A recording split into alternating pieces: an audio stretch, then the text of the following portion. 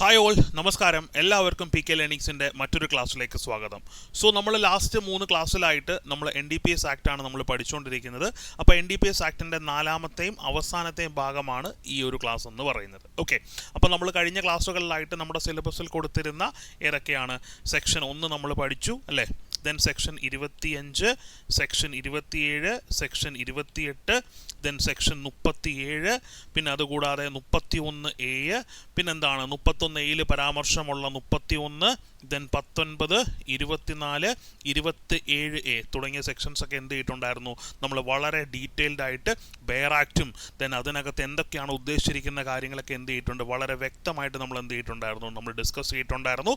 അതൊക്കെ എല്ലാവർക്കും നല്ല വൃത്തിയായിട്ട് മനസ്സിലായി കാണുമെന്ന് വിചാരിക്കുന്നു. പ്രോപ്പറായിട്ട് നോട്ട് മേക്ക് ചെയ്യണം. ഇനി ആ വീഡിയോസ് ഒന്നും കാണാത്തവരാണെന്നുണ്ടെങ്കിൽ ഡെഫിനറ്റ്ലി നിങ്ങൾ എന്ത് ചെയ്യണം? NDPS ആക്ടിൻ്റെ പാർട്ട് 1 തൊട്ടുള്ളത് എന്ത് ചെയ്യണം? നിങ്ങൾ കണ്ടുവരണം. പാർട്ട് 1 തൊട്ട് പാർട്ട് 4 വരെ നിങ്ങൾ കണ്ടു കഴിഞ്ഞാൽ NDPSലെ 2 മാർക്ക് നിങ്ങൾക്ക് എന്ത് ചെയ്യാൻ പറ്റും? ഉറപ്പിക്കാനായിട്ട് പറ്റും. ഓക്കെ, അപ്പോൾ നമുക്ക് ഇനി ഒരു സെക്ഷൻ കൂടിയേ നമുക്ക് ബാക്കിയുള്ളൂ. ആ സെക്ഷനാണ് നമ്മൾ എന്ത് ചെയ്യാൻ പോണേ? ഇന്നത്തെ ക്ലാസ്സിൽ നമ്മൾ നോക്കാനായിട്ട് നമ്മൾ പോകുന്നത്. ആ സെക്ഷൻ ഏതാണ് എന്ന് ചോദിച്ചാൽ ഏതാണ്? സെക്ഷൻ 68F ആണ് ആ ഒരു പർട്ടിക്കുലർ സെക്ഷൻ എന്ന് പറയുന്നത്.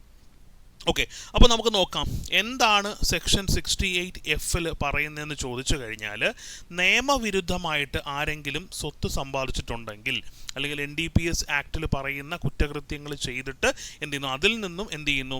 ആരെങ്കിലും സ്വത്തുക്കൾ സമ്പാദിച്ചിട്ടുണ്ടെങ്കിൽ അത്തരത്തിലുള്ള സ്വത്തുക്കൾ സീഷർ ചെയ്യാൻ അല്ലെങ്കിൽ പിടിച്ചെടുക്കാൻ അല്ലെങ്കിൽ ഫ്രീസ് ചെയ്യാൻ അല്ലെങ്കിൽ മരവിപ്പിക്കാൻ പറ്റും എന്ന് പ്രതിപാദിക്കുന്ന വകുപ്പാണ് ഏതെന്ന് പറയുന്നത്?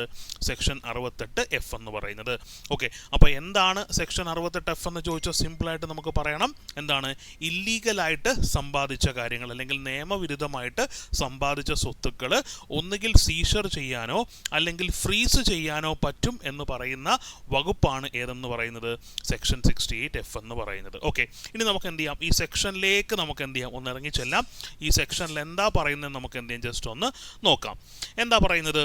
അനധികൃതമായി സമ്പാദിച്ച സ്വത്തിനെ കുറിച്ച് അന്വേഷിക്കുന്ന ഉദ്യോഗസ്ഥന് ഏതെങ്കിലും സ്വത്ത് നിയമവിരുദ്ധമായി സമ്പാദിച്ചതാണെന്ന് കണ്ടെത്തുകയും അത്തരം സ്വത്ത് മറച്ചുവെക്കുവാനോ കൈമാറ്റം ചെയ്യുവാനോ സാധ്യതയുണ്ടെന്ന് കാണുകയും ചെയ്താൽ ആ സ്വത്ത് പിടിച്ചെടുക്കാൻ ഉത്തരവ് പുറപ്പെടുവിക്കാവുന്നതാണ്.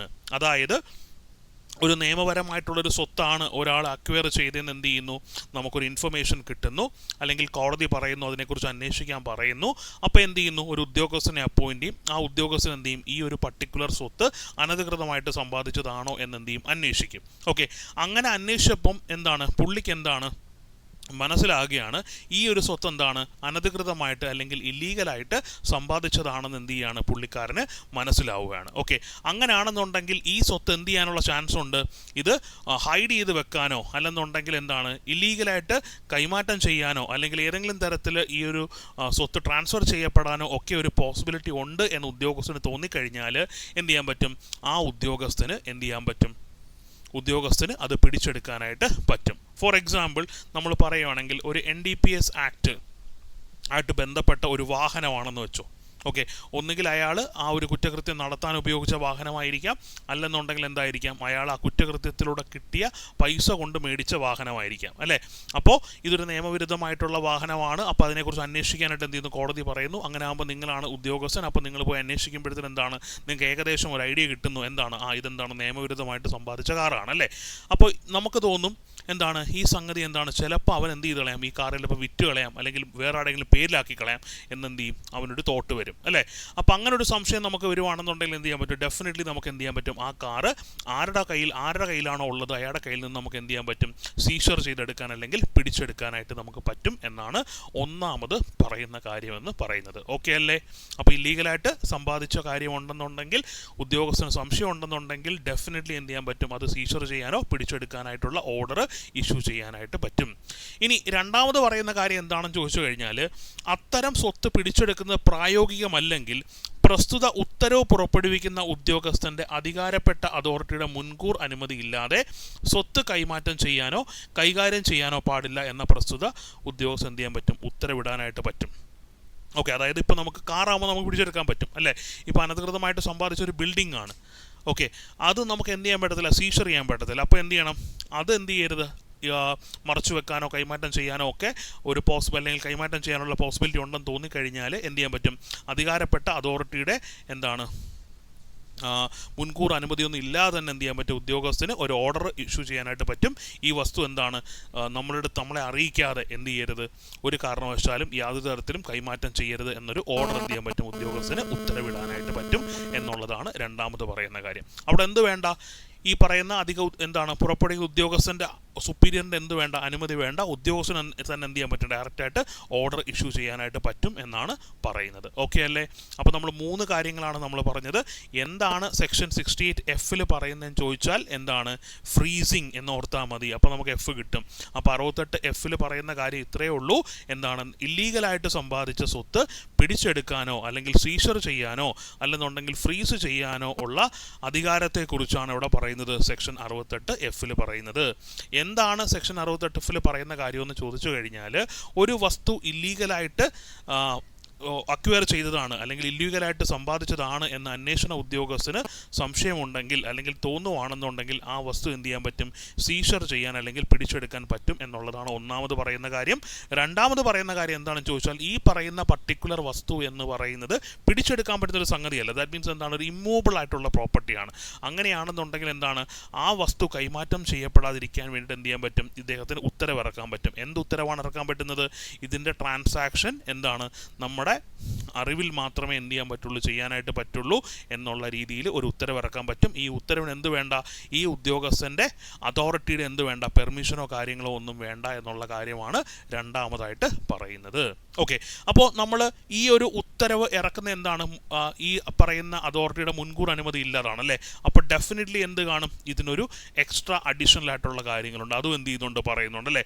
അപ്പോൾ ഇത്തരത്തിൽ ഒരു ഉത്തരവ് ഉദ്യോഗസ്ഥൻ ഇറക്കി കഴിഞ്ഞാൽ എന്ത് ചെയ്തിരിക്കണം? കൃത്യം 48 മണിക്കൂറിനകം എന്ത് ചെയ്തിരിക്കണം? ബന്ധപ്പെട്ട അധികാരിക്ക് എന്ത് ചെയ്തിരിക്കണം? നമ്മൾ കൈമാറ്റം ചെയ്തിരിക്കണമെന്ന് പറയുന്നുണ്ട്. ഇനി ഈ പറയുന്ന ഉത്തരവ് 48 മണിക്കൂറിനകം ബന്ധപ്പെട്ട അതോറിറ്റിയുടെ കൈവശം കൊടുത്തു കഴിഞ്ഞാൽ എന്ത് ചെയ്യണം? ആ ബന്ധപ്പെട്ട അതോറിറ്റി വിത്തിൻ 30 ദിവസത്തിനകം എന്ത് ചെയ്തിരിക്കണം? ആ ഉത്തരവ് വാലിഡേറ്റ് ചെയ്യണം, അല്ലെങ്കിൽ എന്ത് ചെയ്യണം? ആ ഉത്തരവ് അംഗീകരിക്കണം. എന്നാൽ മാത്രമേ എന്തുള്ളൂ? ആ ഉത്തരവിന് സാധുതയുള്ളൂ. ഓക്കെ, അപ്പോൾ ഇത്രയും കാര്യങ്ങളാണ് ഇവിടെ പറയുന്നത് സെക്ഷൻ 68F പറയുന്നത്. ഓക്കെ, അപ്പോൾ നമുക്ക് നോക്കാം. ഒന്നുകൂടെ നമുക്ക് സിമ്പിളായിട്ടൊന്ന് പറയാം. അപ്പോൾ സെക്ഷൻ 68F പറയുന്ന ഒന്നാമത്തെ കാര്യം എന്താണ്? അനധികൃതമായിട്ട് സമ്പാദിച്ച വസ്തുക്കൾ എന്ത് ചെയ്യും? ഒന്നുകിൽ സീഷർ ചെയ്യും അല്ലെങ്കിൽ പിടിച്ചെടുക്കും, അല്ലെന്നുണ്ടെങ്കിൽ എന്ത് ചെയ്യും? ഫ്രീസ് ചെയ്യും എന്നുള്ളതാണ് 68F പ്രധാനപ്പെട്ട ക്രക്സ്. അത് നമ്മുടെ തലയിലോട്ട് കയറിയിട്ടുണ്ട്. പക്ക ഓക്കെയാണ്. ഇനി നമ്മൾ എന്ത് ചെയ്യുന്നു? അതിനെ നമ്മൾ ആ സെക്ഷനിൽ പറഞ്ഞിരിക്കുന്ന കാര്യങ്ങൾ നമ്മൾ നോക്കുന്നു. ഒന്നാമത് പറയുന്ന കാര്യം, നിയമവിരുദ്ധമായിട്ട് സമ്പാദിച്ച സ്വത്താണെന്നുണ്ടെങ്കിൽ ഡെഫിനറ്റ്ലി എന്ത് ചെയ്യാൻ പറ്റും? പിടിച്ചെടുക്കാനായിട്ടുള്ള അധികാരം അന്വേഷണ ഉദ്യോഗസ്ഥന്, ആരാണോ അതിനെക്കുറിച്ച് അന്വേഷിക്കാൻ കോടതി നിയോഗിച്ചത്, ആ അന്വേഷണ ഉദ്യോഗസ്ഥനാണ് എന്ത് ചെയ്യാൻ പറ്റുന്നത്? അതിനകത്ത് എന്ത് ചെയ്യാൻ പറ്റുന്നത്? പിടിച്ചെടുക്കാനായിട്ട് പറ്റുന്നത്.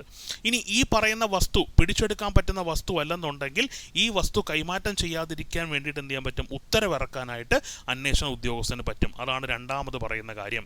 ഇങ്ങനെ ഒരു ഉത്തരവ് ഇറക്കുമ്പോഴത്തേനും ആ ഉത്തരവ് എന്ത് ചെയ്തിരിക്കണം?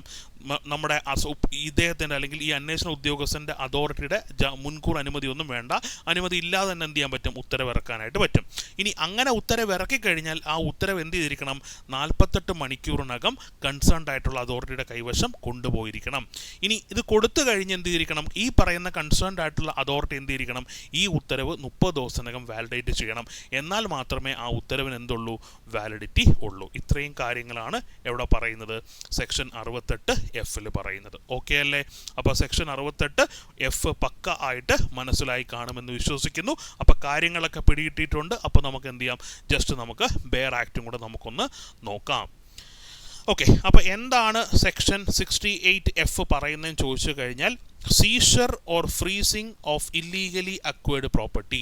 അപ്പോൾ ഇല്ലീഗലായിട്ട് അക്വയർ ചെയ്ത അല്ലെങ്കിൽ നിയമവിരുദ്ധമായിട്ട് സമ്പാദിച്ച സ്വത്ത് പിടിച്ചെടുക്കുന്നതിനെ കുറിച്ചും അതുകൂടാതെ മരവിപ്പിക്കുന്നതിനെ കുറിച്ചുമാണ് എവിടെ പറയുന്നത്? സെക്ഷൻ 68F പറയുന്നത്. ഓക്കെ, അപ്പോൾ സെക്ഷൻ 68F എന്താണെന്ന് മനസ്സിലായി. ഇനി എന്ത് ചെയ്യുക? അതിൻ്റെ കോണ്ടെക്സ്റ്റിലേക്ക് പോന്നു. Where any officer conducting an inquiry or investigation. ആർക്കാ പറ്റുന്നത്? ഇൻക്വയറിയോ ഇൻവെസ്റ്റിഗേഷനോ കണ്ടക്ട് ചെയ്യുന്ന ഏതൊരു ഓഫീസർക്കും ഓക്കെ 68E ആണ് എന്ത് ചെയ്യുന്നത്? ആ ഓഫീസർക്ക് ആ ഒരു അധികാരം കൊടുക്കുന്നത്. Has reason to believe that. Okay, അദ്ദേഹത്തിന് തോന്നുവാണ്, അദ്ദേഹത്തിന് വിശ്വാസമുണ്ട് അല്ലെങ്കിൽ ഉത്തമ വിശ്വാസമുണ്ട്, reason to believe that any property in relation to which such enquiry or investigation is being conducted is an illegally acquired property. അപ്പോൾ ഏത് പ്രോപ്പർട്ടിയെ കുറിച്ചാണോ അന്വേഷണം നടത്തുന്നത് ആ പ്രോപ്പർട്ടി എന്ന് പറയുന്നത് ഇല്ലീഗലി അക്വയർഡ് പ്രോപ്പർട്ടി ആണ് എന്നൊരു വിശ്വാസം ഉണ്ടെന്നുണ്ടെങ്കിൽ such property is likely to be concealed, transferred or dealt with any manner. ഒന്നുകിൽ അത് ഒളിപ്പിച്ചു വെക്കാനോ അല്ലെങ്കിൽ ട്രാൻസ്ഫർ ചെയ്യപ്പെടാനോ അല്ലെങ്കിൽ മറ്റേതെങ്കിലും രീതിയിൽ എന്ത് ചെയ്യാനുള്ള സാധ്യതയുണ്ട്, എന്തെങ്കിലും ക്രയവിക്രയങ്ങൾ നടത്താനുള്ള ചാൻസ് ഉണ്ടെന്ന് തോന്നിക്കഴിഞ്ഞാൽ എന്താണ്, which will result frustrating any proceedings relating to forfeiture of such property. അല്ലേ, അപ്പോൾ ആ പ്രോപ്പർട്ടി പിടിച്ചെടുക്കാതിരിക്കാൻ വേണ്ടിയിട്ട് ഇവരെന്ത് ചെയ്യാം, ചിലപ്പോൾ പ്രോപ്പർട്ടി ഒളിപ്പിച്ചു വെക്കാം, അല്ലെങ്കിൽ അത് മറ്റാരെങ്കിലും ഇവരെ ട്രാൻസ്ഫർ കൊടുക്കാം, അല്ലെങ്കിൽ മറ്റെന്തെങ്കിലും ക്രമക്കേടുകൾ കാണിക്കാം. ഓക്കെ, അങ്ങനെ ഒരു ക്രമക്കേട് കാണിക്കാനുള്ള സാധ്യത ഉണ്ട് എന്ന് മനസ്സിലായി കഴിഞ്ഞാൽ he may make an order for seizing such property, and where it is not practicable to seize such property, he may make an order that such property shall not be transferred or otherwise dealt with except with the prior permission of the officer making such order. Okay, അപ്പോൾ എന്ത് ചെയ്യാൻ പറ്റും, ഒന്നുകിൽ ആ property പിടിച്ചെടുക്കാനോ, ഇനി പിടിച്ചെടുക്കാൻ പറ്റാത്ത ഒരു പ്രോപ്പർട്ടി ആണെന്നുണ്ടെങ്കിൽ അദ്ദേഹത്തിന് എന്ത് ചെയ്യാൻ പറ്റും, ഇത് ഫർദർ ആയിട്ടുള്ള ക്രയവിക്രയം നടക്കാതിരിക്കാൻ വേണ്ടി എന്ത് ചെയ്യാൻ പറ്റും, ആ പ്രോപ്പർട്ടി ഫ്രീസ് ചെയ്തുകൊണ്ട് എന്ത് ചെയ്യാൻ പറ്റും, ഓർഡർ ഇറക്കാനായിട്ട് ഓഫീസർക്ക് പറ്റും. ആ ഓഫീസറുടെ പ്രയർ പെർമിഷനോട് മാത്രമേ എന്ത് ചെയ്യാൻ പറ്റത്തുള്ളൂ, ബാക്കി ട്രാൻസ്ഫറോ കാര്യങ്ങളൊക്കെ ചെയ്യാൻ പറ്റും. അത്തരത്തിലുള്ള ഓർഡർ ഇറക്കാൻ പറ്റും. എപ്പോഴാണ് ആ പിടിച്ചെടുക്കുന്ന പ്രോപ്പർട്ടി എന്ന് പറയുന്നത് എന്താണ്, നമുക്ക് പിടിച്ചെടുക്കാൻ പറ്റാത്ത അല്ലെങ്കിൽ ഒരു ഇമ്മൂവബിൾ പ്രോപ്പർട്ടി ആണെന്നുണ്ടെങ്കിൽ. അതിനുശേഷം such order, copy of such order shall be served on the person concerned. Okay, അങ്ങനെ ഒരു ഓർഡർ ഇറക്കുവാണെന്നുണ്ടെങ്കിൽ ആ ഓർഡർ എന്ത് ചെയ്യണം, ആരുടെ കൈവശം നിന്നാണോ ആ ഒരു പ്രോപ്പർട്ടി നമ്മൾ ഫ്രീസ് ചെയ്യുന്നത് അയാൾക്ക് എന്ത് ചെയ്യണം, നമ്മൾ ഡെഫിനറ്റ്ലി ഓർഡർ കൊടുക്കണം. Provided that competent authority shall be duly informed of any order made under this subsection and copy of such order shall be send to competent authority within 48 hours. അല്ലേ, അപ്പോൾ 48 മണിക്കൂറിനകം എന്ത് ചെയ്തിരിക്കണം, കോമ്പീറ്റന്റ് അതോറിറ്റിക്ക് എന്ത് ചെയ്തിരിക്കണം, ഈ ഓർഡറിന്റെ കോപ്പി എന്ത് ചെയ്യണം, ഓഫീസർ കൊടുക്കണം. Any order made under subsection 1 shall have no effect unless the said order is confirmed by an order of competent authority within a period of 30 days of its being made. Okay, അപ്പോൾ ഈ കൊടുത്തിരിക്കുന്ന order എന്ത് ചെയ്തിരിക്കണം, competent authority എന്ത് ചെയ്തിരിക്കണം, 30 ദിവസത്തിനകം confirm ചെയ്തില്ലെന്നുണ്ടെങ്കിൽ ഈ ഓർഡറിന് യാതൊരു തരത്തിലുള്ള വാലിഡിറ്റിയും ഉണ്ടാകില്ല എന്നുള്ളതാണ് സെക്ഷൻ 68F പറയുന്ന കാര്യം. ഓക്കെ അല്ലേ, അപ്പോൾ സെക്ഷൻ 68F ഇപ്പം കിടിലമായിട്ട് മനസ്സിലായില്ലേ, ഒരു സംശയമില്ല. കാര്യം ബെയർ ആക്ടിന് അപ്പുറത്തേക്ക് ഒന്നും ചോദിക്കാനില്ല. കീവേഡ്സ് എന്താണ്, എൻക്വയറി നടത്തുന്ന ഓഫീസർക്കാണ് ചെയ്യാൻ പറ്റുന്നത്. എന്താണ് ചെയ്യാൻ പറ്റുന്നത്, പ്രോപ്പർട്ടി പിടിച്ചെടുക്കാനായിട്ട് പറ്റും. ഓക്കെ, അത് ഇല്ലീഗലി അക്വയർ ചെയ്ത പ്രോപ്പർട്ടി ആണ് എന്നുള്ളൊരു സംശയം ഉണ്ടെന്നുണ്ടെങ്കിൽ, സംശയം മതി, അല്ലെങ്കിൽ സംശയം വേണ്ട, റീസൺ ടു ബിലീവ് ആണ് അല്ലേ, വിശ്വസിക്കാൻ തക്കതായിട്ടുള്ള റീസൺസ് ഉണ്ടെങ്കിൽ എന്ത് ചെയ്യാം, ആ ഒരു പ്രോപ്പർട്ടി പിടിച്ചെടുക്കാനായിട്ട് പറ്റും. ഓക്കെ, പിന്നെ പറഞ്ഞേക്ക് എന്താണ്, അത് പിടിച്ചെടുക്കാൻ പറ്റുന്ന പ്രോപ്പർട്ടി അല്ലെന്നുണ്ടെങ്കിൽ ഡെഫിനറ്റ്ലി എന്ത് ചെയ്യാൻ പറ്റും, ഒരു ഓർഡർ, ഫ്രീസിങ് ഓർഡർ ഇറക്കാൻ പറ്റും. ആ ഫ്രീസിങ് ഓർഡർ ഇറക്കി കഴിഞ്ഞാൽ എന്താണ്, ഈ പറയുന്ന ഓഫീസറുടെ പെർമിഷൻ ഇല്ലാതെ എന്ത് ചെയ്യാൻ പറ്റത്തില്ല, ഈ പറയുന്ന പർട്ടിക്കുലർ പ്രോപ്പർട്ടിയുടെ ക്രയവിക്രയങ്ങൾ പറ്റത്തില്ല.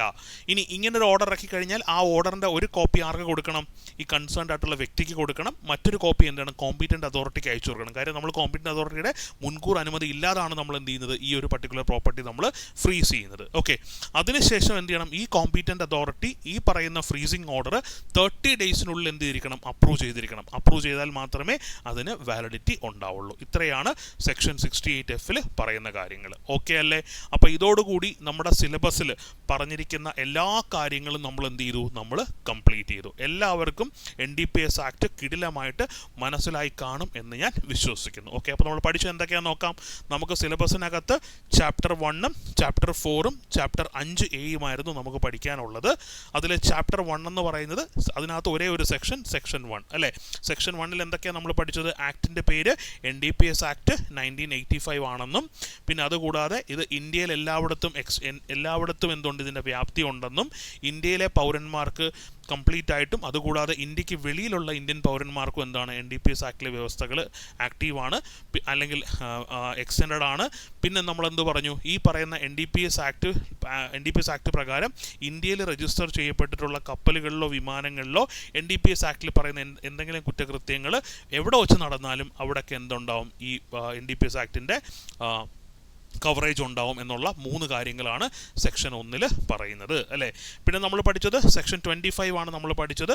സെക്ഷൻ 25 എന്ന് പറയുന്നത് നമ്മൾ എന്ത് ചെയ്യുന്നു, NDPS ആക്ട് പ്രകാരമുള്ള കുറ്റകൃത്യങ്ങൾ ചെയ്യാനായിട്ട് നമ്മൾ അറിഞ്ഞുകൊണ്ട് എന്ത് ചെയ്യുന്നു, ഒരാൾക്ക് പ്രിമൈസ് ഒരുക്കി കൊടുത്താൽ അതിനുള്ള ശിക്ഷയാണ് 25 പറയുന്നത്.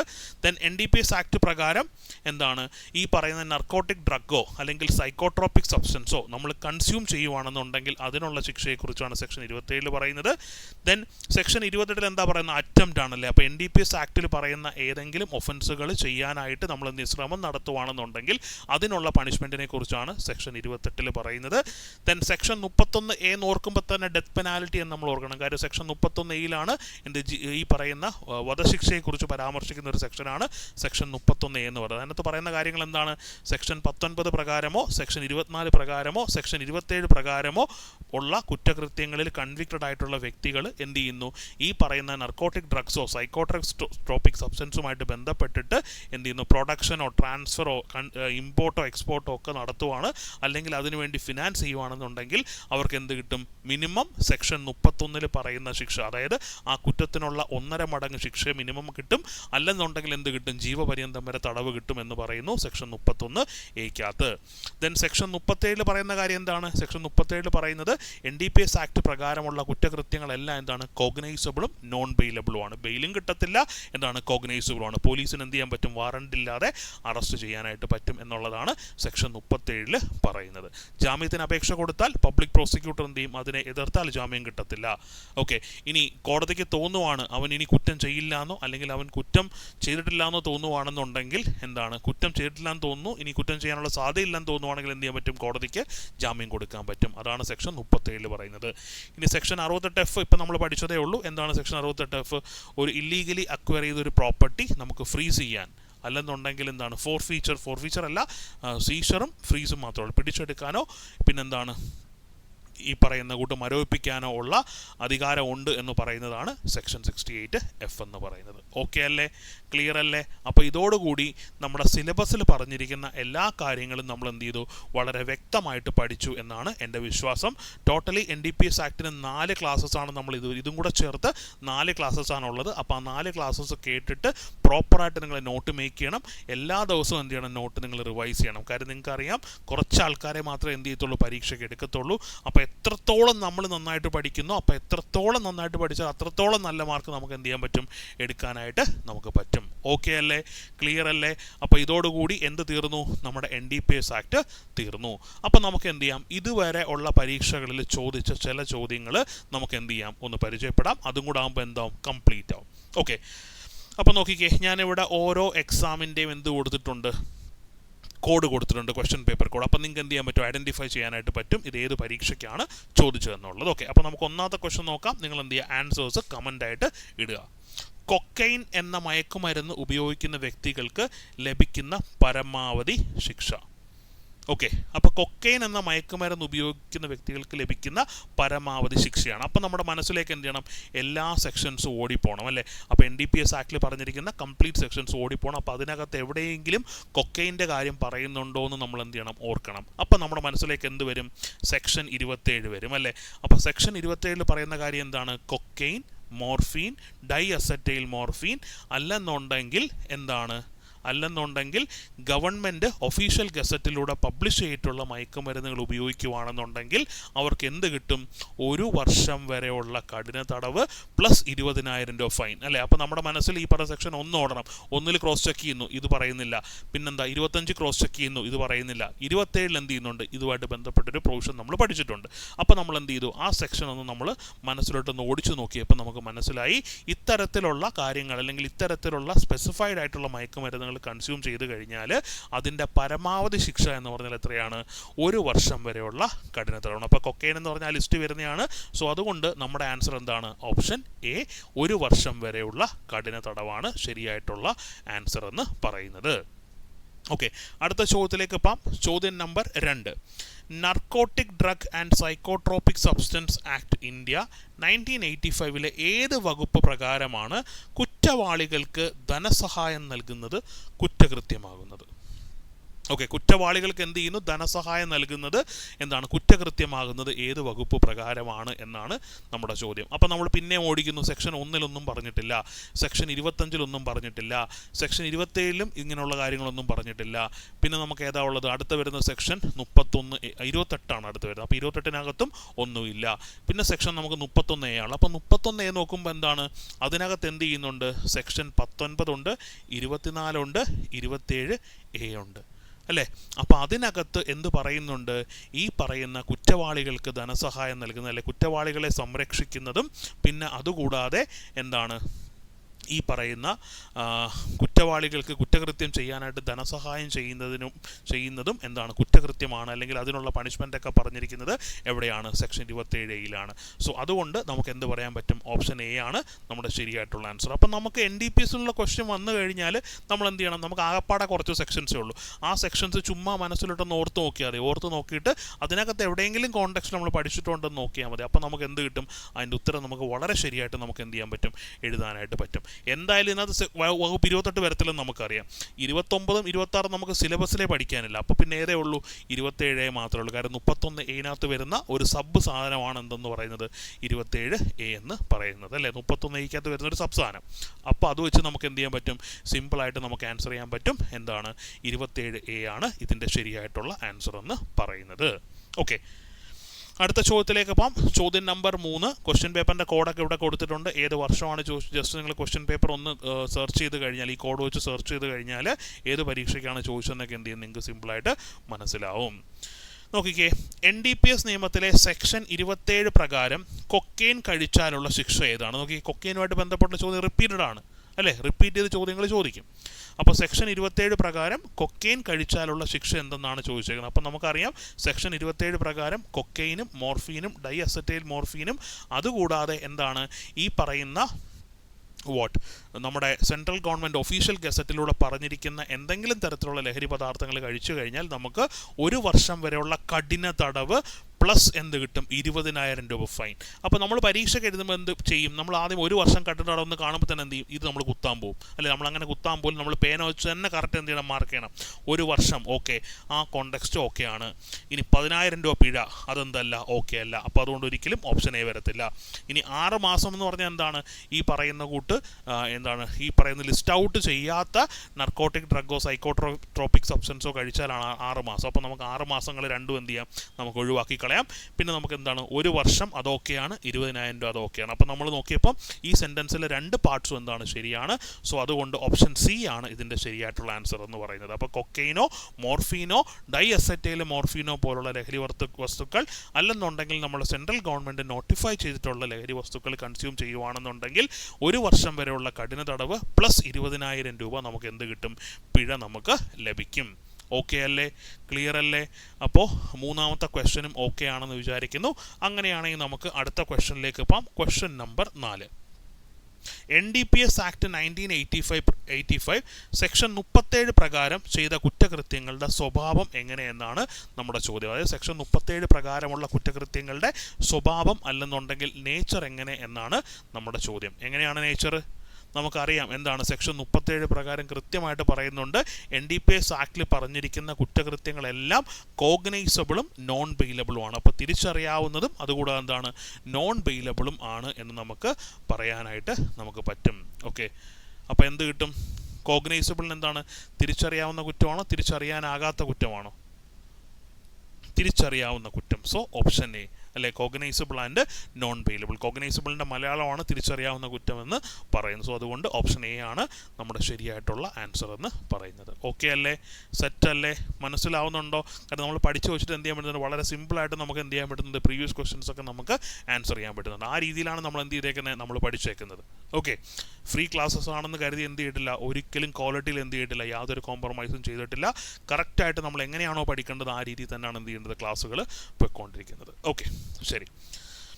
അപ്പോൾ അടുത്ത ക്വസ്റ്റ്യനിലേക്ക് പോകാം. ക്വസ്റ്റ്യൻ നമ്പർ 5 നോക്കിക്കേ.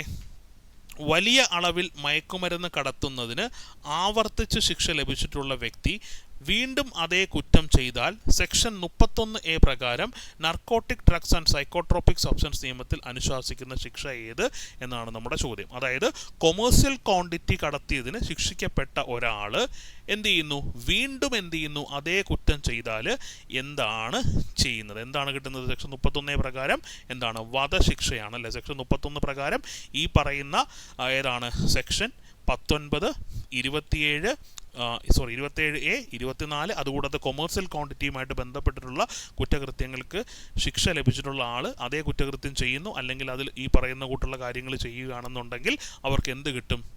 വധശിക്ഷയാണ് മാക്സിമം പണിഷ്മെൻ്റ് എന്ന് പറയുന്നത്. ഓക്കെ അല്ലേ? ക്ലിയർ ആണല്ലോ?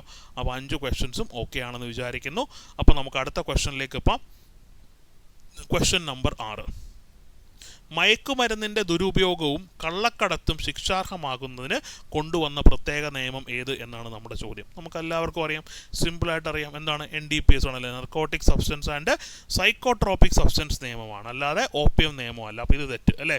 അപ്പോൾ ഓപ്ഷൻ ബി. അപ്പോൾ മയക്കുമരുന്നുകളുടെ ദുരുപയോഗവും കള്ളക്കടത്തും ശിക്ഷാർഹമാകുന്നതിന് വേണ്ടിയിട്ട് കൊണ്ടുവന്ന നിയമമാണ് എന്തെന്ന് പറയുന്നത് NDPS ആക്ട്, അല്ലെന്നുണ്ടെങ്കിൽ narcotic drugs and psychotropic substance നിയമം എന്ന് പറയുന്നത്. അടുത്ത ചോദ്യത്തിലേക്ക് പോകാം. ചോദ്യം നമ്പർ 7. എന്താ പറയുന്നത്? NDPS നിയമം താഴെ പറയുന്നതിൽ ആർക്കാണ് ബാധകമായിട്ടുള്ളത് അല്ലേ? ഇതെന്താണ്? സെക്ഷൻ 1 ബന്ധപ്പെട്ടൊരു ക്വസ്റ്റ്യനാണ്. നമുക്ക് കണ്ടപ്പോഴേ മനസ്സിലായ കാര്യം. NDPS ആക്ടിൻ്റെ എക്സ്റ്റെൻറ്റിനെ കുറിച്ചാണ് എന്ത് ചെയ്യുന്നത്? പരീക്ഷയ്ക്ക് ചോദിച്ചിരിക്കുന്നത്. അപ്പോൾ ഇന്ത്യക്കകത്തുള്ള ഇന്ത്യൻ പൗരന്മാർ, സോ ഡെഫിനറ്റ്ലി എന്താണ്? ഇന്ത്യക്കകത്തുള്ള ഇന്ത്യൻ പൗരന്മാർക്കുണ്ട് അല്ലേ? നമുക്കറിയാവുന്ന കാര്യമാണ്. ഇനി ഇന്ത്യക്ക് പുറത്തുള്ള ഇന്ത്യൻ പൗരന്മാർ, അവർക്കും എന്താണ്? ഇത് ആപ്ലിക്കബിൾ ആണ്. കാര്യം ഇന്ത്യക്ക് പുറത്താണെന്ന് പറഞ്ഞിട്ട് കാര്യമൊന്നുമില്ല. ഇന്ത്യൻ പൗരന്മാരാണെന്നുണ്ടെങ്കിൽ എന്താണ്? അവർക്ക് ഈ നിയമത്തിൻ്റെ ഓരോ കോണ്ടെക്സ്റ്റും അല്ലെങ്കിൽ ഓരോ സെക്ഷൻസും എന്താണ്? ആപ്ലിക്കബിൾ ആണ്. ദെൻ ഇന്ത്യയിൽ രജിസ്റ്റർ ചെയ്തിട്ടുള്ള കപ്പലുകളിലുള്ള വ്യക്തികൾ അല്ലേ? അപ്പോൾ കപ്പലുകളിൽ ഇന്ത്യക്കാരാണോ ഇന്ത്യക്കാരല്ലേ എന്നുള്ള ഒരു കൺസേണും ഇല്ല. ഇന്ത്യയിൽ രജിസ്റ്റർ ചെയ്തിട്ടുള്ള കപ്പലിനകത്താണോ ഉള്ളത്, അവർ ഈ പറയുന്ന NDPS ആക്ടിൽ പറയുന്ന എന്തെങ്കിലും പ്രവർത്തനങ്ങളിൽ ഏർപ്പെട്ട് അല്ലെങ്കിൽ എന്തെങ്കിലും കുറ്റകൃത്യങ്ങൾ ചെയ്തു കഴിഞ്ഞാൽ അവരെയും എന്ത് ചെയ്യും? NDPS ആക്ട് പ്രകാരം നമ്മൾ തൂക്കും. ഇനി ഇന്ത്യയിൽ രജിസ്റ്റർ ചെയ്തിട്ടുള്ള വിമാനത്തിലുള്ള വ്യക്തികൾ, അതും കറക്റ്റാണ് അല്ലേ? അപ്പം നമുക്ക് തോന്നും ഇന്ത്യക്കാർക്ക് മാത്രമല്ല അല്ലേ? അപ്പം ഇന്ത്യൻ പൗരന്മാർക്ക് ഡെഫിനറ്റ്ലി ഇതിൻ്റെ NDPSൻ്റെ പെർവ്യൂവിൽ വരുന്നുണ്ട്. പിന്നെ അതുകൂടാതെ ഇന്ത്യക്ക് വെളിയിലുള്ള ഇന്ത്യൻ പൗരന്മാരും വരുന്നുണ്ട്. ഇനി കപ്പൽ അല്ലെങ്കിൽ വിമാനം ഇന്ത്യയിൽ രജിസ്റ്റർ ചെയ്തിട്ടുള്ളതാണെന്നുണ്ടെങ്കിൽ അവിടെ അതിനകത്തുള്ള ആൾക്കാർ ഇന്ത്യക്കാരാണോ ഇന്ത്യക്കാരല്ലേ എന്നുള്ള കാര്യത്തിലൊന്നും ഒരു സംശയം വേണ്ട. അവരെല്ലാം എന്ത് ചെയ്യും? NDPS ആക്ടിൻ്റെ കവറേജിൽ വരുന്ന ആൾക്കാരാണ്. അപ്പോൾ നമ്മൾ നോക്കിയപ്പോൾ 1 മുതൽ 4 വരെയുള്ള എല്ലാ സ്റ്റേറ്റ്മെൻറ്റ്സും എന്താണ്? ശരിയാണ്. സോ അതുകൊണ്ട് ഓപ്ഷൻ A ആണ് നമ്മുടെ ശരിയായിട്ടുള്ള ആൻസർ എന്ന് പറയുന്നത്. ഓക്കെ അല്ലേ? ക്ലിയർ ആണോ? മനസ്സിലായോ? പക്ക ഓക്കെ? ഒരു കോൺഫിഡൻസ് ഒക്കെ കിട്ടുന്നില്ലേ? ചെയ്യാൻ പറ്റുന്നുണ്ട് കോൺഫിഡൻസ് ഒക്കെ കിട്ടുന്നുണ്ട്. ഓക്കെ. അപ്പോൾ നിങ്ങൾ കമൻസ് ഒക്കെ താഴെ ഇടണേ കേട്ടോ. അടുത്ത ക്വസ്റ്റ്യനിലേക്ക് പോകാം. പിന്നെ ഈ നോട്ടും കാര്യങ്ങളൊക്കെ കിട്ടണമെന്നുണ്ടെങ്കിൽ നിങ്ങൾ എന്ത് ചെയ്യണം? ഈ വീഡിയോയുടെ താഴെ ഒരു ടെലിഗ്രാം ലിങ്ക് കൊടുത്തിട്ടുണ്ട്. അത് ഈ പറയുന്ന ഫോഴ്സ് ബാച്ചിന് വേണ്ടിയിട്ടുള്ള എക്സ്ക്ലൂസീവ് ആയിട്ടുള്ള ടെലിഗ്രാം ചാനലാണ്. അപ്പോൾ അതിനകത്ത് നിങ്ങൾക്ക് എന്ത് കിട്ടും? നോട്ട്സും കാര്യങ്ങളൊക്കെ നിങ്ങൾക്ക് കിട്ടും. ഓക്കെ, ശരി. അപ്പോൾ നമുക്ക് 8ാമത്തെ ക്വസ്റ്റ്യനിലേക്ക് പോകാം. NDPS നിയമത്തിൻ്റെ പരിധിയിൽ വരുന്ന കുറ്റകൃത്യങ്ങളുടെ സ്വഭാവം എങ്ങനെയാണ്? നമുക്കറിയാം അല്ലേ? എല്ലാ കുറ്റകൃത്യങ്ങളും സെക്ഷൻ 37 പ്രകാരം കോഗ്നൈസബിളും നോൺ ബെയിലബിളുമാണ്. So cognizable, non bailable. അപ്പോൾ ഇത് കോഗ്നൈസബിൾ ഓക്കെ, ഈ പാർട്ട് കറക്റ്റാണ്. ബെയിലബിൾ എന്നുള്ള പാർട്ട് തെറ്റാണ്. നോൺ കോഗ്നൈസബിൾ തെറ്റാണ്. ബെയിലബിൾ എന്നുള്ളത് തെറ്റാണ്. ഇനി cognizable okay, non bailable okay. അപ്പോൾ എന്താ? ഓപ്ഷൻ സി ആണ് ആൻസർ. അപ്പോൾ സെക്ഷൻ 37 വളരെ കൃത്യമായിട്ടും വ്യക്തമായിട്ടും പറഞ്ഞിട്ടുണ്ട് NDPS നിയമത്തിൻ്റെ പരിധിയിൽ വരുന്ന എല്ലാ കുറ്റകൃത്യങ്ങളും എന്താണ്? കോഗ്നൈസബിളും നോൺ ബെയിലബിളുമാണ് എന്നുള്ള കാര്യം നമുക്ക് എല്ലാവർക്കും അറിയാവുന്ന കാര്യമാണ്. അടുത്ത ക്വസ്റ്റ്യൻ നമ്പർ 9. കേന്ദ്ര ഗവൺമെൻറ് ഒഫീഷ്യൽ ഗസറ്റിൽ പരാമർശിച്ചിട്ടുള്ള ലഹരി പദാർത്ഥങ്ങൾ കഴിക്കുന്നതിന് NDPS ആക്ടിൽ പറഞ്ഞിട്ടുള്ള പരമാവധി ശിക്ഷ എന്ത് അല്ലേ?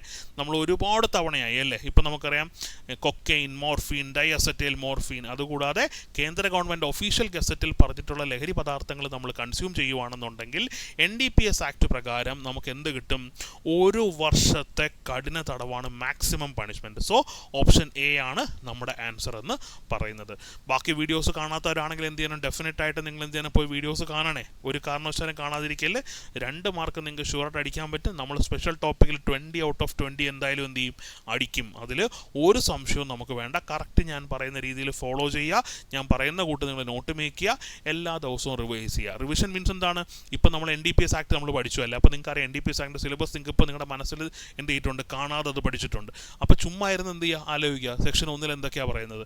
അത് നമ്മൾ സ്വന്തമായിട്ട് ഇങ്ങനെ ആലോചിച്ച് നോക്കിയിട്ട് എന്ത് ചെയ്യണം, ഈ പറയുന്ന ബുക്ക് എടുത്തിട്ട് ഓക്കെ എല്ലാം കറക്റ്റാണ്. ഇനി അടുത്ത സെക്ഷൻ 25 പറഞ്ഞേക്കുന്ന കാര്യങ്ങളിൽ നമ്മൾ എന്ത് ചെയ്യണം, സ്വന്തമായിട്ട് ആലോചിച്ച് നോക്കണം. 2 ബുക്ക് എടുത്ത് നോക്കുന്നു, ഓക്കെയാണ്. അങ്ങനെ ഓരോ സെക്ഷൻസും എന്ത് ചെയ്യണം, ഇങ്ങനെ പറഞ്ഞ് നമ്മൾ സ്വന്തമായിട്ട് പറഞ്ഞു നോക്കണം. എന്നിട്ട് അതിനെ നമ്മൾ എഴുതി വെച്ചിരിക്കുന്ന നോട്ടുമായിട്ടൂടെ നമ്മൾ എന്ത് ചെയ്യണം, ഒന്ന് കമ്പയർ ചെയ്ത് നമ്മൾ വെക്കണം. അത്രയേ ഉള്ളൂ പരിപാടി എന്ന് പറയുന്നത്. അങ്ങനെ ആകുമ്പോൾ നമുക്ക് ഈസി ആയിട്ട് നമുക്ക് എന്ത് ചെയ്യാൻ പറ്റും, റിവൈസ് ചെയ്യാൻ പറ്റും. ഓക്കെ, എല്ലാം നമ്മൾ ഡിസ്കസ് ചെയ്യും, എല്ലാം നമ്മൾ എന്ത് ചെയ്യും, പൊളപ്പനായിട്ട് നമ്മൾ പഠിക്കും. ഓക്കെ, പക്ഷേ എനിക്ക് വേണ്ട നിങ്ങളുടെ സപ്പോർട്ടാണ്. എന്ത് ചെയ്യണം, ക്ലാസ്സൊക്കെ ഇഷ്ടപ്പെടുന്നുണ്ടെങ്കിൽ എന്ത് ചെയ്യുക, നിങ്ങളുടെ ഫ്രണ്ട്സിൻ്റെ അടുത്തൊക്കെ പറയുക, എല്ലായിടത്തും വന്ന് കാണാൻ പറയുക. ഓക്കെ, അതുകൊണ്ട് നല്ല നല്ല കമൻസൊക്കെ എന്ത് ചെയ്യുക, നിങ്ങൾ താഴെ കൊടുക്കുക. ഓക്കെ, അടുത്ത ക്വസ്റ്റ്യനിലേക്ക് പോകാം. Question number 10. സ്വന്തം ഭൂമിയിൽ മറ്റൊരാളെ NDPS ആക്ട് പ്രകാരം കുറ്റം ചെയ്യുവാൻ അനുവദിക്കുന്ന വ്യക്തിക്ക് എന്ത് ശിക്ഷയാണ് ലഭിക്കാവുന്നത്? ഓക്കെ, അപ്പം നമ്മുടെ പ്രിമൈസിൽ എന്ത് ചെയ്യുന്നു, നമ്മൾ എന്ത് ചെയ്യുന്നു, NDPS ആക്ട് പ്രകാരം കുറ്റകൃത്യമായിട്ട് പറഞ്ഞിട്ടുള്ള ഒരു കുറ്റം ചെയ്യാനായിട്ട് നമ്മൾ എന്ത് ചെയ്യുന്നു, മനഃപൂർവ്വം നമ്മൾ എന്ത് ചെയ്യണം, അനുവദിക്കുകയാണ്. അല്ലെങ്കിൽ അനുവദിക്കുക മീൻസ് എന്താണ്, നമ്മൾ നോയിങ്ലി ചെയ്യുന്നതാണ് അല്ലേ. അങ്ങനെയാണെങ്കിൽ ആ വ്യക്തിക്ക് എന്ത് ശിക്ഷയാണ് ലഭിക്കുന്നത്? ഓക്കെ, നമുക്കറിയാം എന്താണ്, പ്രിമൈസ് കൊടുക്കുന്ന ആൾക്കും എന്താണ്, ആ പ്രിമൈസ് കൊടുത്തവർ എന്ത് കുറ്റമാണോ ചെയ്യുന്നത്, ആ കുറ്റത്തിന് എന്ത് ശിക്ഷയാണോ പറഞ്ഞിരിക്കുന്നത്, അതേ ശിക്ഷ തന്നെയാണ് എന്ത് ചെയ്യുന്നത്, പ്രിമൈസ് കൊടുത്ത ആൾക്കും ഉള്ളത്. സോ എന്താണ്, ആ കുറ്റത്തിന് ലഭിക്കുന്ന ശിക്ഷയാണ്.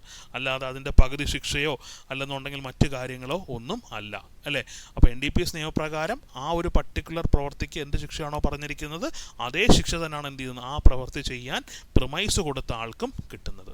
ഓക്കെ അല്ലേ, ക്ലിയർ അല്ലേ, പക്ക ഓക്കെ, പക്ക. ശരി, അടുത്ത ക്വസ്റ്റ്യനിലേക്ക് പോകാം. Question number 11. Narcotic drugs and psychotropic substance act 1985 section 37 പ്രകാരം ജാമ്യം ലഭിക്കുന്നതുമായി ബന്ധപ്പെട്ട് താഴെ പറഞ്ഞ വാക്യങ്ങളിൽ ഏറ്റവും ശരിയായിട്ടുള്ളത് തിരഞ്ഞെടുക്കുക. നമുക്കറിയാം സെക്ഷൻ 37 കുറ്റകൃത്യം കോഗ്നൈസബിളും നോൺ ബെയിലബിളും ആണെന്ന് പറഞ്ഞിട്ടുണ്ട്. അതുകൂടാതെ ജാമ്യവുമായിട്ട് ബന്ധപ്പെട്ടിട്ടുള്ള പല പ്രൊവിഷൻസും എന്ത് ചെയ്തിട്ടുണ്ട്, ഇതിനകത്ത് പറഞ്ഞിട്ടുണ്ട്. അപ്പോൾ നമ്മൾ ചിന്തിക്കണം ഇതിനകത്ത് ഏതൊക്കെയാണ് ശരി. പ്രോസിക്യൂഷന് ജാമ്യാപേക്ഷ എതിർക്കാൻ അവസരം കൊടുക്കണം. ഓക്കെ, നമ്മളതിന് പഠിച്ച കാര്യമാണ്. ജാമ്യത്തിന് വേണമെങ്കിൽ അപ്ലൈ ചെയ്യുമ്പോൾ എന്ത് ചെയ്യാൻ പറ്റും, പ്രോസിക്യൂഷന് ജാമ്യാപേക്ഷ എതിർക്കാനായിട്ടുള്ള അവസരമുണ്ട്. അത് കറക്റ്റാണ്. ഇനി ന്യായമായ കാരണങ്ങൾ കൊണ്ട് കോടതിക്ക് പ്രതിയുടെ നിരപരാധിത്വം ബോധ്യപ്പെടണം. ഓക്കെ, അപ്പോൾ ന്യായമായിട്ടുള്ള കാരണങ്ങൾ കൊണ്ട് എന്ത് ചെയ്യാണ്, കോടതിക്ക് പ്രതിയുടെ നിരപരാധിത്വം ബോധ്യപ്പെട്ട് കഴിഞ്ഞാൽ എന്ത് ചെയ്യാൻ പറ്റും, അദ്ദേഹത്തെ ജാമ്യത്തിൽ വിടാൻ പറ്റും. അതും കറക്റ്റാണ്. ഓപ്ഷൻ A, B കൂടാതെ ക്രിമിനൽ പ്രൊസീജിയർ പ്രകാരമുള്ള വ്യവസ്ഥകൾ പാലിക്കണം. അത് വേണോ? വേണ്ട. അപ്പോൾ എന്താണ്, എയും ബിയും ആണ് ശരിയായിട്ടുള്ള ആൻസർ. അപ്പം ഓപ്ഷൻ C ആണ് ശരിയായിട്ടുള്ള ആൻസർ എന്ന് പറയുന്നത്. ഓക്കെ അല്ലേ, ക്ലിയർ അല്ലേ? എന്താണ്, ക്രിമിനൽ പ്രൊസീജിയർ കോഡിന് പ്രകാരമുള്ള വ്യവസ്ഥകൾ എന്ത് ചെയ്യണം, ഡെഫിനറ്റ്ലി എന്ന് പറഞ്ഞാൽ ജാമ്യം ലഭിച്ചു കഴിഞ്ഞാലുള്ള കാര്യമാണ്. ഓക്കെ, ജാമ്യം ലഭിച്ചു കഴിഞ്ഞാൽ എന്തൊക്കെയാണോ CRPCയിൽ പറയുന്നത് അത് പാലിക്കണമെന്നുണ്ട്. അല്ലാതെ ജാമ്യത്തിന് വേണ്ടി CRPCയിൽ പറയുന്ന വ്യവസ്ഥകളൊന്നും പാലിക്കേണ്ടതല്ല. സോ മോസ്റ്റ് അപ്രോപ്രിയേറ്റ് എന്ത് തന്നെയാണ്, ഓപ്ഷൻ C തന്നെയാണ് മോസ്റ്റ് അപ്രോപ്രിയേറ്റ് ആയിട്ടുള്ള ആൻസർ എന്ന് പറയുന്നത്. Okay, clear. അപ്പോൾ ജാമ്യം ലഭിക്കാനായിട്ട് ഈ 2 കാര്യങ്ങൾ മതി. ജാമ്യം അപ്ലൈ ചെയ്യുമ്പോൾ പ്രോസിക്യൂഷൻ എതിർക്കാനായിട്ടൊരു അവസരം കൊടുക്കണം. പിന്നെന്താണ്, ഈ പറയുന്ന നിരപരാധിത്വം കോടതിക്ക് എന്ത് ചെയ്യണം, ബോധ്യപ്പെടുകയും വേണം. എന്നാലാണ് നമുക്ക് ജാമ്യം കിട്ടുന്നത്. 2024 ചോദിച്ചാണ്. കുറച്ചുകൂടെ എന്ത് ചെയ്ത് കോൺടാക്ട് ബേസ്ഡ് ക്വസ്റ്റ്യൻസ് ആണ് ഇപ്പോൾ വന്നുകൊണ്ടിരിക്കുന്നത്. പക്ഷേ നമുക്ക് കോൺടാക്ട് ബേസ്ഡ് വന്നാലും നമുക്കൊരു പ്രശ്നവുമില്ല. നമുക്ക് ഈസി ആയിട്ട് നമുക്ക് എന്ത് ചെയ്യാനായിട്ട് പറ്റും. അടുത്ത question number 12 2024 out of syllabus ആയിട്ട് വന്നൊരു ക്വസ്റ്റ്യൻ ആണ്. നമുക്ക് ചിലപ്പോൾ എന്ത് ചെയ്യാം, ഔട്ട് ഓഫ് സിലബസ് ആയിട്ടുള്ള ക്വസ്റ്റ്യൻസും നമുക്ക് വരാം. പക്ഷേ എന്നാലും നമ്മൾ സിലബസിലുള്ളത് പഠിച്ചാൽ മതി. ഔട്ട് ഓഫ് സിലബസ് ഒന്നും ആരും എഴുതാൻ പോകുന്നില്ല. പിന്നെ നമ്മൾ ഔട്ട് ഓഫ് സിലബസ് പഠിക്കാൻ പോയി കഴിഞ്ഞാൽ എന്ത് ചെയ്യണം, ആ ഫുൾ സെക്ഷൻസ് നമ്മൾ പഠിക്കണം. അതിൻ്റെ ആവശ്യം നമുക്ക് വരുന്നില്ല. ഓക്കെ, വല്ലപ്പോഴും തെന്നിയും തെറിച്ചങ്ങാണ് എന്ത് ചെയ്യും, ഔട്ട് ഓഫ് സിലബസ് ക്വസ്റ്റ്യൻ വരും. അത് വല്ല പിടുത്തം ഉണ്ടെങ്കിൽ എന്ത് ചെയ്യുക, നിങ്ങൾ എഴുതാൻ നോക്കുക. ഇല്ലെങ്കിൽ ആ ക്വസ്റ്റ്യൻ സ്കിപ്പ് ചെയ്യുക. കാര്യം നിങ്ങൾ എഴുതിയില്ലെങ്കിൽ വേറെ ആരും എഴുതത്തുമില്ല. നോക്കിക്കേ, narcotic drugs and psychotropic substance act 1985 പ്രകാരമുള്ള കുറ്റവുമായി ബന്ധപ്പെട്ടുള്ള അറസ്റ്റിന് ശേഷം എത്ര വർഷത്തിന് ശേഷം വസ്തു കണ്ടുകെട്ടപ്പെടും എന്നാണ് നമ്മുടെ ചോദ്യം. ഓക്കെ, അതായത് NDPS ആക്ട് 1985 പ്രകാരം എന്ത് ചെയ്യുന്നു, നമുക്ക് 68F നമ്മൾ പഠിച്ചതാണ്, ഫോർ ഫീച്ചറും ഈ പറയുന്ന ഫ്രീസിങ്ങുമായിട്ട് ബന്ധപ്പെട്ടത്. അതുകൂട്ട് 68C എന്ന് പറഞ്ഞൊരു സെക്ഷൻ ഉണ്ട്. ആ സെക്ഷനകത്താണ് എന്ത് ചെയ്യുന്നത്, ഫോർ ഫീച്ചറിനെ കുറിച്ച് പറയുന്നത്. ഓക്കെ, ഈ ഫോർ ഫീച്ചർ ചെയ്യാനുള്ള ടൈം ലിമിറ്റ് സെക്ഷൻ C പ്രകാരം എത്രയാണ്, 68C പ്രകാരം 6 വർഷമാണ് എന്നെന്ത് ചെയ്യുക, ഓർത്ത് വെച്ചേക്കുക. ക്ലിയർ ആണോ, മനസ്സിലായോ, പക്ക ഓക്കെ? എന്തെങ്കിലും ഡൗട്ടുണ്ടോ, എന്തെങ്കിലും സംശയമുണ്ടോ? ക്ലിയർ അല്ലേ? ഓക്കെ, അപ്പോൾ ഈ ക്വസ്റ്റ്യൻ എന്താണ്, ഔട്ട് ഓഫ് സിലബസ് ക്വസ്റ്റ്യൻ ആണ്. ഓക്കെ, അപ്പോൾ നമുക്ക് ഒരു ക്വസ്റ്റ്യനും കൂടെ നമുക്ക് ബാക്കിയുണ്ട്, 13ാമത്തെ ക്വസ്റ്റ്യൻ. ഇതും കൂടെ ആകുമ്പോൾ എന്ത് തീരും, ഓൾമോസ്റ്റ് നമ്മൾ എല്ലാ ക്വസ്റ്റ്യൻസും നമ്മൾ ഡിസ്കസ് ചെയ്തിട്ടുണ്ട്. 1985 narcotic drugs and psychotropic substance ആക്ടിലെ ഏത് വകുപ്പ് പ്രകാരം മുൻ ശിക്ഷയ്ക്ക് ശേഷമുള്ള കുറ്റകൃത്യങ്ങൾക്ക് വധശിക്ഷ നൽകും? നമുക്കറിയാവുന്നല്ലേ, ഇപ്പോൾ പറഞ്ഞ് നമ്മൾ പഠിച്ചു അല്ലേ, ഏതാണ്, സെക്ഷൻ 31A പ്രകാരമാണ് എന്ത് ചെയ്യുന്നു, കൺവിക്ഷന് ശേഷം പിന്നെയും കുറ്റം ചെയ്തു കഴിഞ്ഞാൽ വധശിക്ഷ കൊടുക്കുന്നത് ഏത് സെക്ഷൻ പ്രകാരമാണ് എന്ന് ചോദിച്ചാൽ ഏതാണ്, സെക്ഷൻ 31A പ്രകാരമാണ്. ഓക്കെ അല്ലേ, ക്ലിയർ ആണോ, പക്ക ഓക്കെ? ഇത്രയും കാര്യങ്ങൾ സെറ്റ് അല്ലേ? ഓക്കെ, ഒരു ക്വസ്റ്റ്യൻ ഉണ്ടെന്ന് തോന്നേ, ലാസ്റ്റ് ക്വസ്റ്റ്യൻ, ക്വസ്റ്റ്യൻ നമ്പർ 14. ഇതാണ് ലാസ്റ്റ് ക്വസ്റ്റ്യൻ. ഇതിലൂടെ ആകുമ്പോൾ എന്ത് തീർന്നു, നമ്മുടെ NDPS ആക്ട് കഴിഞ്ഞു. 1985 narcotic drugs and psychotropic substance act പ്രകാരം ശിക്ഷാർഹമായ എല്ലാ കുറ്റങ്ങളും എന്താണ്, കോഗ്നൈസബിളും ജാമ്യം ലഭിക്കാത്തതുമാണ് അല്ലേ, ഓപ്ഷൻ C. കോഗ്നൈസബിളും നോൺ ബെയിലബിളും. നോൺ ബെയിലബിൾ മീൻസ് എന്താണ്, ജാമ്യം ലഭിക്കാത്ത കുറ്റകൃത്യമാണ്. ഓക്കെ, ഒരു കോൺഫിഡൻസ് ഒക്കെ കിട്ടിയില്ലേ? അപ്പോൾ നമ്മൾ എന്ത് ചെയ്തു, NDPS ആക്ട് നമ്മൾ 100% എന്ത് ചെയ്തു, നമ്മൾ പഠിച്ചു. ഉറപ്പായിട്ടും നിങ്ങൾക്ക് 2 മാർക്ക് എന്ത് ചെയ്യാൻ പറ്റും, അടിക്കാനായിട്ട് പറ്റും. ഇൻ കേസ് എന്തെങ്കിലും ഔട്ട് ഓഫ് സിലബസ് വന്നു കഴിഞ്ഞാൽ നിങ്ങൾ പേടിക്കേണ്ട, ആരും എഴുതത്തില്ല. ഓക്കെ, അല്ലാതെ നമ്മൾ ഔട്ട് ഓഫ് സിലബസ് വരുമെന്ന് പേടിച്ച് നമ്മൾ എന്ത് ചെയ്യേണ്ട കാര്യമില്ല, എല്ലാ സെക്ഷൻസും നമ്മൾ കടന്ന് പഠിക്കേണ്ട കാര്യമില്ല. എന്താണോ നമ്മുടെ സിലബസിൽ പറഞ്ഞിരിക്കുന്നത് അതാദ്യം വൃത്തിയായിട്ട് കംപ്ലീറ്റ് ആയിട്ട് പഠിക്കുക. പിന്നെ സമയം കിട്ടുവാണെങ്കിൽ എന്ത് ചെയ്യുക, നിങ്ങൾ ബാക്കിയുള്ളവരോട് വായിക്കുക. കാര്യം ഒരു പ്രാവശ്യം 68C ചോദിച്ചു എന്ന് വെച്ചിട്ട് എന്ത് ചെയ്യേണ്ട കാര്യമില്ല, നമ്മൾ അതിൽ കിടക്കുന്ന എല്ലാ കാര്യങ്ങളൊന്നും നമ്മൾ പഠിച്ചു വെക്കേണ്ട കാര്യം വരുന്നില്ല. ഓക്കെ അല്ലേ, ക്ലിയർ അല്ലേ, ഓക്കെ ആണല്ലോ? അപ്പോൾ എല്ലാവരും ഹാപ്പി അല്ലേ? അപ്പോൾ NDPS ആക്ടിൽ നമ്മൾ സെറ്റായിട്ട് നമ്മൾ പഠിച്ചു. കോൺഫിഡൻസ് ഉള്ളവരൊക്കെ എന്ത് ചെയ്യുക, വീഡിയോയുടെ താഴെ തംസ് അപ്പ് ചെയ്യുക. ഓക്കെ, ശരി. അപ്പോൾ നമുക്ക് എന്ത് ചെയ്യാം, അടുത്തൊരു ടോപ്പിക്കുമായിട്ട് അടുത്ത സെഷനിൽ നമുക്ക് കാണാം. അപ്പോൾ എല്ലാവർക്കും താങ്ക് യു, ബൈ.